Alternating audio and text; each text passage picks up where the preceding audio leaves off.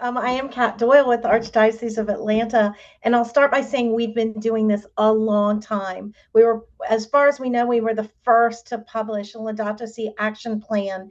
And so at the diocesan level, we're coming up on a 10-year anniversary in November of doing this work. So if it sounds like we're out there ahead of everything, I'm going to try to make everything I talk about applicable to everybody on this call. So I don't have slides. Instead, what I'm going to ask you to do as I talk about these things and paint these pictures, I want you to imagine what it would look like in your parish, in your diocese, in your religious order, in your nonprofit organization. So as I talk about these things, really try to picture what it would look like if you were doing this.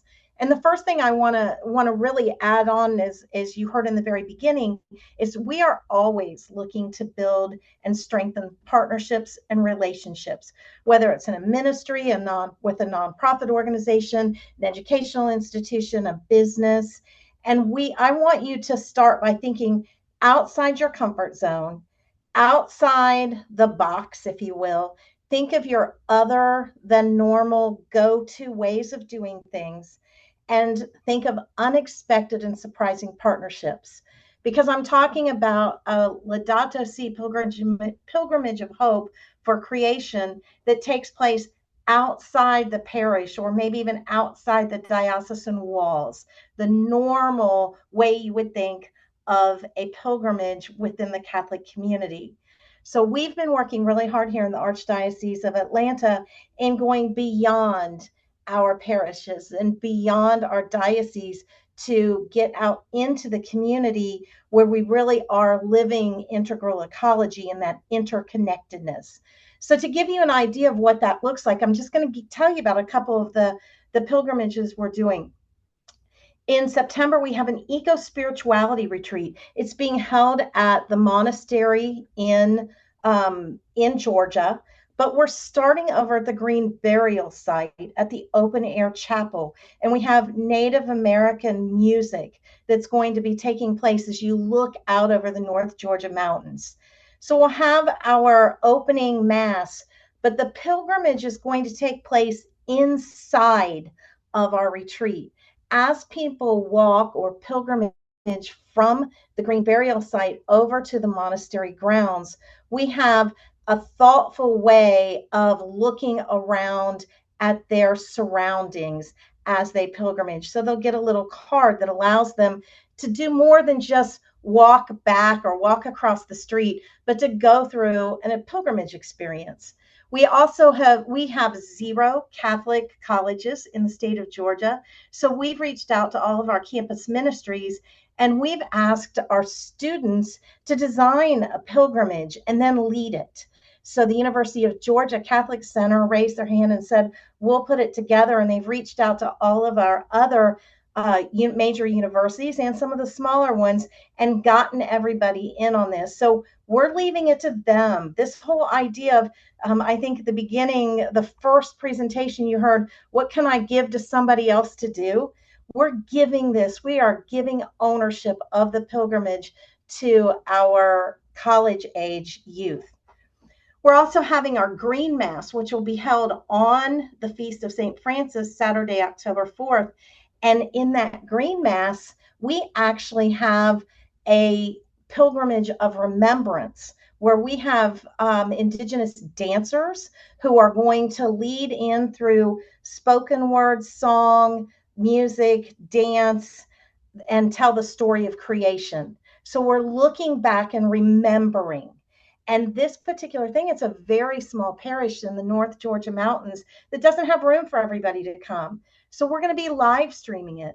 And one of the things that we're doing is we are sending out invitations, personal invitations to every youth group, every young adult group, and any ministry that any of us are a part of, and personally inviting them to have watch parties and to come and do a tailgate, do a potluck, do something as part of this, but have a watch party and virtually be a part of this pilgrimage of remembrance.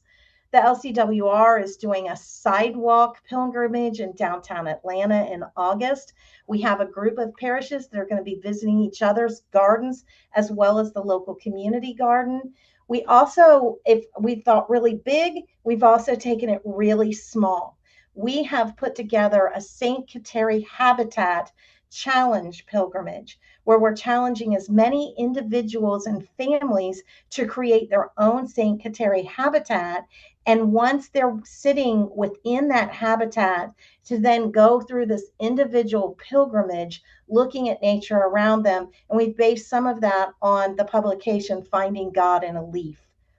And then the last thing is an advocacy pilgrimage. We've brought together our advocacy group and those groups that they work with and said, let's take a look at what actions we've been working on, the pilgrimage of how we got from the action to the success.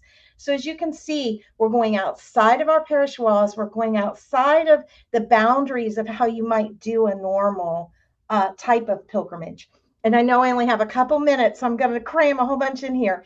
I want you guys to think about this. Look at all your possible networks, not just your parishes and schools, but what about your Catholic organizations? How can you get into a collaboration with St. Vincent de Paul, Catholic Charities, Catholic businesses, Catholic women, the Knights of Columbus, Knights of Peter Claver? What about Laudato Si partnerships you have with Interfaith Power and Light, with the EPA, Ag Extension? What about educational Catholic centers and partnerships? We have Emory University. We have a whole bunch of different seminaries and colleges that have Masters of Divinity, and we're pulling them in and asking them, well, what kind of pilgrimage can we do with you? Also, religious orders like the monastery. Look at interesting sites to do this on, not just your parish and school gardens, but look at places like food pantries, urban farms, even cemeteries like what we're doing, botanical gardens, forests, parks. Go somewhere unexpected. When we said people will come for the relationship, they'll also come for the site experience. Leverage other ministry collaborations that you have. Look not just at your green team or your creation care team. Look at your prayer groups. Look at your men's group, your preschool, your mother's morning out group. Bring in those people that may not have even ever been invited or ever thought about this. But for most people, caring for creation is something that they do have a vested interest in. When it comes to communicating all of this, one of the big things to think about is leverage everybody's networks. Don't just depend on your own network. Leverage every network of every partner that you're working with. We leverage the master gardeners. We leverage green businesses.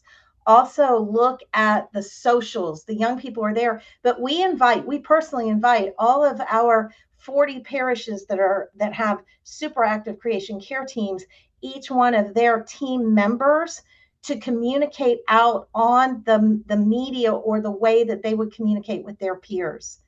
We also always include and connect to Catholic social teaching, always, because this is our opportunity to make sure that people are introduced not just to Laudato Si and Care for Creation, but the entirety of Catholic social teaching.